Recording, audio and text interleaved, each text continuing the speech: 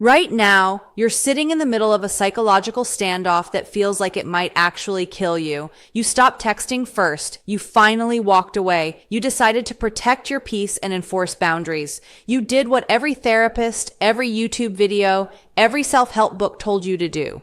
You went no contact. But here's what you didn't expect. They walked away too. No frantic calls, no desperate texts, no late night I miss you messages, no panicked knocking on your door. Just silence. Pure, unbroken, suffocating, maddening silence. And now you're spiraling in ways you never anticipated. Your brain is creating disaster scenarios at 3 hours in the morning. Did I push them away forever? Are they relieved I'm gone? Have they already forgotten about me? Are they out there living their best life while I'm falling apart? Welcome to the double no contact, the most psychologically brutal situation in modern relationships. This isn't your typical no contact to get them back scenario. This is mutual ghosting. This is two people staring at opposite walls, both refusing to blink first. This is a contest of who can pretend to care less. What I'm about to tell you will sound impossible. It will contradict everything your anxiety is screaming at you right now. But if you can absorb this information, if you can truly understand what's happening on the other side of that silence, you'll save yourself months of unnecessary torture. The truth is this: while you're drowning in panic, they're experiencing something completely different. And understanding that difference, really understanding it on a neurological level, is the only thing that will keep you sane. Let me take you inside both realities, because they couldn't be more opposite. The first 7 days, your brain versus theirs. Let me paint you two pictures of the exact same silence, same time frame, same lack of communication, but completely different internal experiences. Your reality. You wake up and immediately reach for your phone. Nothing. Your stomach drops like an elevator with cut cables. You replay your last conversation 47 times, analyzing every word, every pause, every emoji, or lack thereof. You've written and deleted 12 different text messages. Some were angry, some were loving, some were just, hey. You feel physically sick. Your chest is tight like someone's sitting on it. You can't eat without feeling nauseous. You can't focus at work because you're checking your phone every 3 minutes. Friends ask if you're okay, and you lie through your teeth. This isn't you being dramatic. This isn't weakness. This is biochemistry attacking your system. Your brain is experiencing literal withdrawal symptoms. For months, maybe years, you've been getting intermittent doses of validation from this person. Good morning texts, random memes at lunch, late night vulnerable conversations. Your dopamine system became dependent on these unpredictable rewards. Now, radio silence. Your brain is screaming like an addict who can't find their next fix. Your cortisol levels, the stress hormone, are through the roof. You're in fight or flight mode 24/7. Your body genuinely believes you're in danger because, from an evolutionary perspective, abandonment meant death. You're not crazy. You're human. You're experiencing abandonment terror. And it is one of the most painful psychological states a person can endure. Now, let me show you their reality. During these same 7 days, they wake up, they actually stretch in bed without that knot of anxiety in their stomach. They slept well for the first time in weeks, maybe months. They go to the gym without guilt. They call a friend and actually enjoy the conversation instead of feeling drained. They binge a new show without checking their phone every 5 minutes. They reorganize a closet. They meal prep. They feel lighter, untethered, free. This is the part that absolutely destroys you when you hear it. In week 1 of double no contact, they're not suffering. They're experiencing profound relief. I know that sounds cruel. I know it feels like a knife in your chest. I know you want to close this page right now because it hurts too much to read. But here's what you need to understand about the avoidant nervous system if you want to survive this. Closeness doesn't feel like love to them. Closeness feels like suffocation. Intimacy doesn't feel like safety. Intimacy feels like losing themselves. Every text you sent, every "can we talk?" every moment of emotional vulnerability, every time you tried to discuss the relationship felt like weight being added to their chest. They couldn't breathe. They couldn't think clearly. They felt trapped in a room with the walls closing in, and every loving gesture from you pushed those walls closer. When you stopped reaching out, when they realized you were serious about the distance, their body released a breath it had been holding for months. The pressure valve released. The weight lifted. Their nervous system, which had been in constant fight or flight around your need for connection, finally shifted into rest and digest mode. They could finally think. They could finally be themselves without feeling like they were disappointing you or suffocating under your expectations. But here's the critical piece you're missing, the piece that will save you. Relief is not the same as happiness. Freedom is not the same as fulfillment. The dopamine drought begins.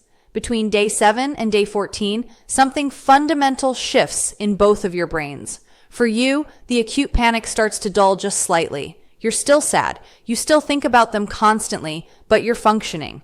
You showered today without it feeling like climbing a mountain. You ate a full meal. You had a conversation with a friend where you actually laughed, and forgot about them for 5 whole minutes. You watched the sunset and didn't cry. Your brain is slowly, painfully, agonizingly adjusting to life without them. The neural pathways that were screaming for them are starting to quiet. Not because you want them to, but because your brain is designed for survival, and it's learning that you can survive this. For them, the honeymoon phase of freedom is starting to crack around the edges. Here's why. Avoidants are absolute masters at distraction. It's their superpower and their curse. They fill every moment of their schedule. They say yes to every social invitation. They dive into work projects with obsessive focus. They reorganize their entire apartment. They start a new hobby. They're running at full speed, trying to outrun a feeling they refuse to acknowledge. But dopamine doesn't work that way. The brain is too smart for these tricks long term. In neuroscience, there's a concept called hedonic adaptation. The pleasure you get from any new circumstance diminishes over time. That relief they felt in week 1, it's fading.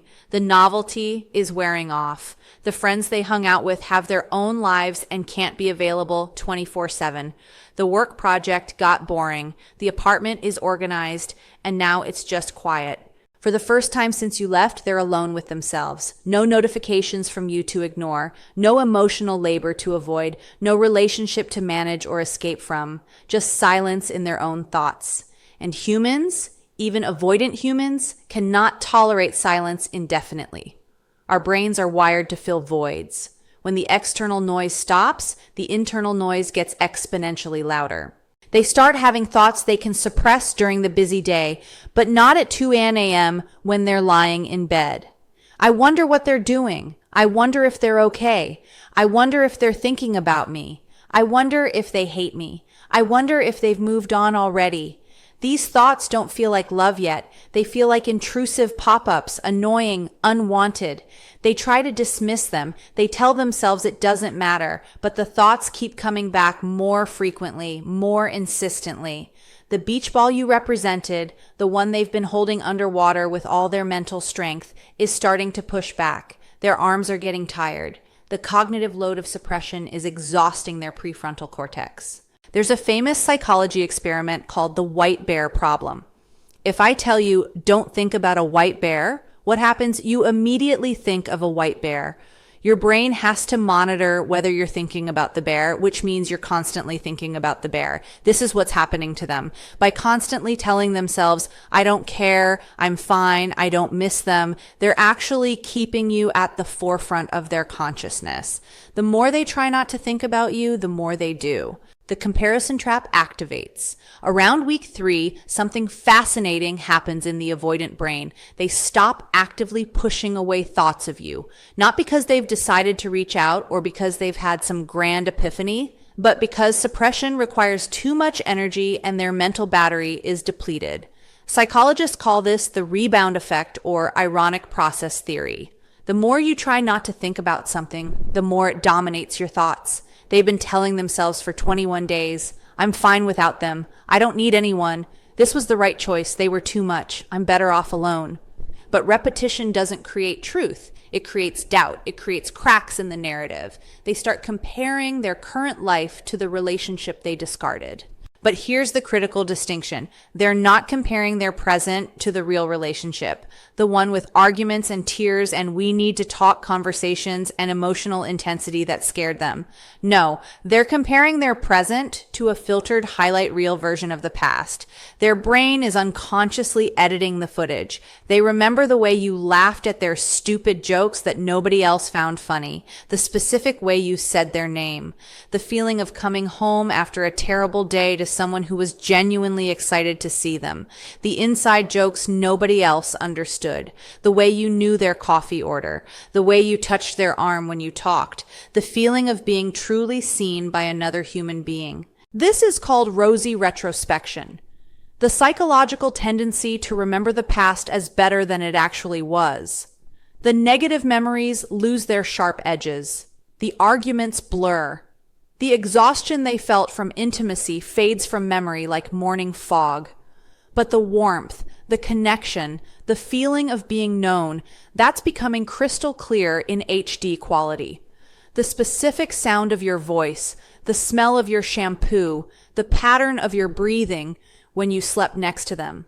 These sense memories are flooding back uninvited. Here's the cruel irony that defines this entire dynamic. They couldn't appreciate these things when you were there.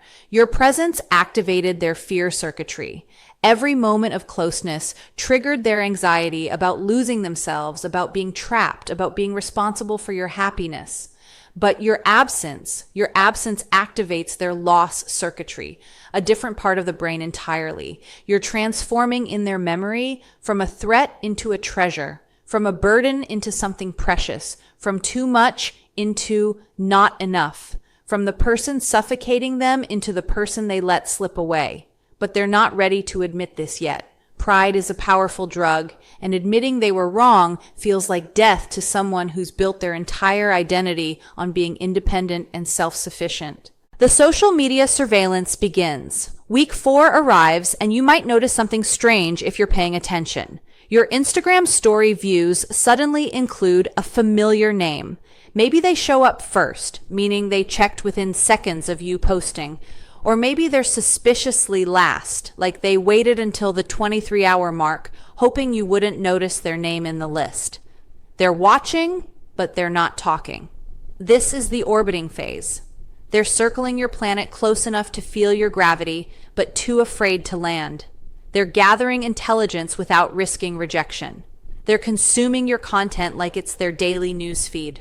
Every story you post becomes a data point in their mental spreadsheet. Are they happy? Are they thriving? Are they going out? Are they seeing someone new? Are they still thinking about me? Have they moved on completely? Do they hate me? They're looking for clues, for signals, for any indication of your emotional state.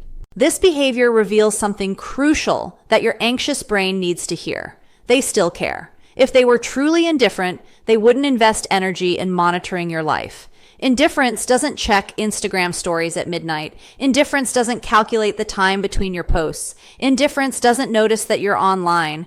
But here's where you need to be smart, where most people sabotage themselves completely. The moment you post something clearly designed for them, a sad song lyric, a passive-aggressive quote about fake people or betrayal, a thirst trap, or a happy photo that screams, "Look how fine I am without you," you lose the game entirely. Why? Because you've revealed that you're still playing. You've shown that you're still waiting, still hoping, still emotionally available and oriented toward them. The mystery evaporates. The challenge disappears. The power shifts back to them. Avoidants are drawn to what they can't have. It's not a character flaw. It's not manipulation. It's how their attachment system is neurologically wired. The second they realize they still have you, that you're still the sure thing waiting in the background, the attraction fades. It's mechanical. It's predictable. It's biology. So when they watch your stories, you must appear genuinely unbothered. Not fake unbothered, not performing unbothered, actually unbothered. Post your life authentically. Your friends, your hobbies, your growth, your mundane Tuesday.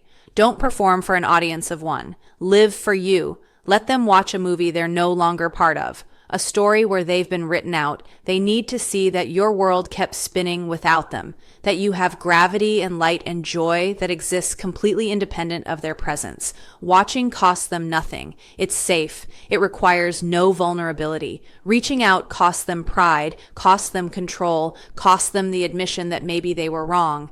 Don't let them feast on your content without paying the price of actual vulnerability and effort. The internal shame spiral nobody talks about. Here's what you don't see behind their silence. Behind their seemingly unbothered exterior, they're beginning to feel defective, broken, unlovable. This contradicts everything you've observed. When they left or pulled away, they acted superior. They positioned themselves as the healthy one, the one with boundaries, the one who doesn't need anyone. They made you feel like the needy one, the broken one, the too much one. They made you feel like your desire for connection was a character flaw. They positioned themselves as the rational adult who simply needed space from your chaos and drama. But that was armor. That was a defense mechanism. That was a mask they wore to protect themselves from their deepest terror. Beneath that cold exterior, beneath that dismissive demeanor, lives a terrified child who believes at their core that they are fundamentally unlovable, that if anyone truly sees them, truly knows them, they'll run. Most avoidants carry a core wound from childhood that whispers constantly, if anyone truly sees me, they'll leave. If I let anyone close, they'll discover I'm defective and abandon me. The only way to stay safe is to leave first. So they leave first. They reject before they can be rejected. They abandon before they can be abandoned. They create distance before intimacy can expose their perceived flaws. But here's what happens when you stop chasing. When you enforce the double no contact, their protective narrative collapses like a house of cards. For weeks, your pursuit told them they were wanted. Your texts, even your tears, even your anger served as proof that they mattered, that they were desirable, that someone cared. You were the external validation covering their internal wound like a bandage. Now you're gone. The validation stopped. The texts stopped. The checking in stopped. The fighting for them stopped. And they're left alone with a terrifying question that shakes their entire identity. Why did they stop fighting for me? Here's the twist their avoidant brain creates. They don't interpret your absence as healthy boundary setting. They don't see it as you finally respecting yourself. They don't think, oh good, they're taking care of themselves now. Their shame-based brain interprets it as confirmation of their deepest fear. I wasn't worth it. They finally saw the real me and decided I wasn't enough. They finally realized I'm too broken, too cold, too damaged to love. Everyone leaves eventually. This just proves it. This is the shame spiral, and shame, true core shame, is more powerful than guilt. Guilt says, I did something wrong. Shame says, I am something wrong. In this moment, something profound happens. The power dynamic that defined your entire relationship flips completely. You were the beggar. They were the prize. You were the one trying to prove your worth. They were the one deciding whether you were good enough. Now, in the crushing weight of silence, in the vacuum of your absence, they feel forgotten, disposable, replaceable, rejected. And this feeling is so uncomfortable, so intolerable to someone who spent their entire life avoiding vulnerability, that it will eventually force them to do something they swore they'd never do, but not yet. First, they have to test the waters. The breadcrumb arrives. It finally happens. After weeks of silence, after you've almost convinced yourself you'll never hear from them again, your phone lights up. That name appears on your screen. The name you've been unconsciously waiting to see. Your heart stops. Your hands shake. Your stomach flips. This is the moment you've been aching for, praying for, staying strong for, telling yourself you didn't want, but secretly, desperately hoping would come. You open the message with trembling fingers. It's not an apology. It's not a confession of feelings. It's not even a real conversation starter or acknowledgement of everything that happened. It's a meme or a, hey, or a reaction emoji to your story, or a link with no context, or this reminded me of you, or how have you been?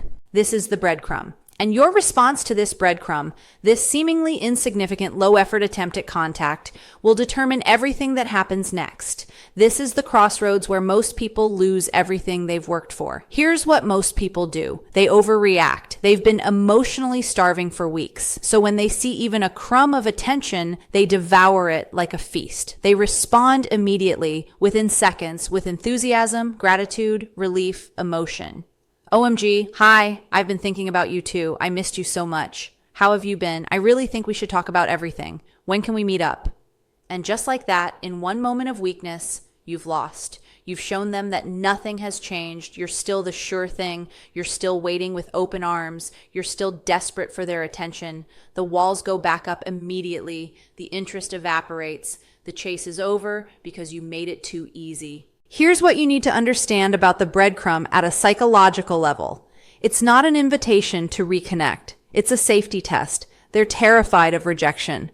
Remember their core wound. I'm unlovable and defective. If they come out directly and say, I miss you, or I made a mistake, and you ignore them or tell them off or reject them, it would confirm their deepest fear that they're not worth loving, that you've moved on, that they are defective. That level of rejection would be psychologically devastating to someone whose entire identity is built on not needing anyone. So they use plausible deniability. If you don't respond to the meme enthusiastically, if you leave them on red, they can tell themselves, I wasn't trying to reconnect. I just thought it was funny. No big deal. I didn't care anyway. They save face. Their ego remains intact. They didn't actually risk anything. But if you respond warmly, if you engage, if you show enthusiasm, then they know the door is still unlocked. They know it's safe to take one step closer. They know you haven't painted them as the villain. They know they haven't lost you completely. You must match their energy exactly. This is non-negotiable if you want any chance at a healthy dynamic. Low effort gets low effort. They send a meme. You heart it and say nothing else. They send a, hey. You reply, hey. 6 hours later, they ask how you've been. You say, good you? And don't elaborate. You're teaching them through behavioral conditioning that if they want your attention, your warmth, your emotional availability, your love, they need to earn it. Memes don't cut it anymore. Hey doesn't cut it anymore. Low effort doesn't grant them access to your inner world anymore. They need to show up with intention, vulnerability, directness, and effort. This is not manipulation. This is not playing games. This is boundary setting. This is showing them that you're no longer the person who accepts scraps while pretending it's a meal. The ultimate plot twist. Here's the beautiful, painful, liberating truth that will set you free. While you're reading this, analyzing their behavior, trying to figure out when they'll come back, researching avoidant attachment, you're still making them the center of your universe. Your life is still oriented around their star. You're still a satellite in their orbit. The real transformation, the actual healing, the genuine power shift happens when you stop asking, when will they reach out? And start asking, who am I becoming? Because here's the paradox that will save your life. The truth that sounds like a cliche but is verified by psychology and lived experience. The moment you genuinely stop caring whether they come back is usually the moment they do. Not because you played the game perfectly, not because you manipulated them with strategic silence, not because you won some contest, but because you finally became the version of yourself that doesn't need them to feel whole. You became someone who knows their worth, someone who has options, someone who has rebuilt their life into something beautiful and full, someone who is no longer waiting. Avoidants are attracted to independence. They're attracted to people who have their own gravity, their own life, their own joy that exist completely separate from the relationship. They're attracted to people who don't need them but choose them. When you were chasing them, when you were sending long texts and demanding conversations and trying to make them understand your feelings, you were a satellite orbiting their planet. Your life revolved around them. Your happiness depended on them. That's suffocating to an avoidant. That's pressure. That's a trap. But when you stop, when you detach, when you build your own world with your own light, you become a star. You have your own gravitational pull. And stars don't chase planets. They shine and people come to them. So stop watching your phone like it holds the answers to your happiness. Stop analyzing their social media activity like it's a treasure map. Stop performing your healing for an audience of one who isn't even watching. Actually heal. Actually grow. Actually become someone you're proud of. Not someone they might want back, but someone you're excited to be. Hit the gym, not to make them jealous, but because you deserve to feel strong in your body. Pursue your passions, not to post about it, but because you deserve to feel alive and engaged with life. Build friendships, not to fill a void, but because you deserve to feel connected and supported. Create things, learn things, explore things. Invest in yourself the way you invested in them. Give yourself the attention you gave them. Fall in love with your own life the way you fell in love with them. And here's the twist that changes everything. By the time you do this work, by the time you genuinely arrive at a place of peace and self-love, you might not want them back anymore. You might realize that the person who made you question your worth for months, who made you cry yourself to sleep, who made you feel like your love was too much, doesn't deserve a seat at your table. You might realize that the silence wasn't a test you needed to pass. It was an answer you needed to hear. You might realize that someone who truly loves you, someone who is actually ready for you, wouldn't need weeks of silence to figure that out. The double no contact isn't about getting them back. It never was. It's about getting yourself back. It's about reclaiming the parts of yourself you gave away. It's about rebuilding the self-respect you lost in the cycle of pursuing someone who kept pulling away. It's about remembering that your love is not too much. It was just given to someone with too little capacity to receive it.